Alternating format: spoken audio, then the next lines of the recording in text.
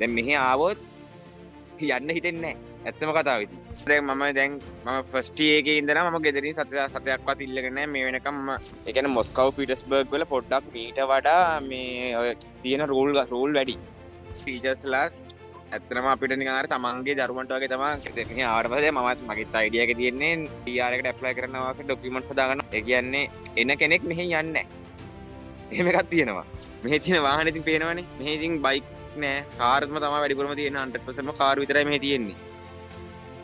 Part time job එකක් කරලා කිසිම ප්‍රශ්නයක් නැතුව අපිට අන්නෙන් රූබල් ලක්ෂයකට එකමාරට වගේ සාමාන්‍යයෙන් හොඳ කාර් එකක් ගන්න පුළුවන්. ඒ කියන්නේ ලංකාවේ මුදලින් ලක්ෂ 5ක් 6කට වගේ මට ඉතින් ඒක 100% සැටිස්ෆයි. මොකද මේ ගැන කිසිම ඩවුට් එකක් මට නැහැ ඉතින්. එන අලුතෙන් එන කට්ටියට කියන්න තියෙන්නේ බය නැතුව එන්න. කිසිම දෙයකට බය වෙන්න දෙයක් නැහැ. එන්න. ආවට පස්සේ බලන්න පුළුවන් කොච්චර හොඳ රටක්ද කියලා.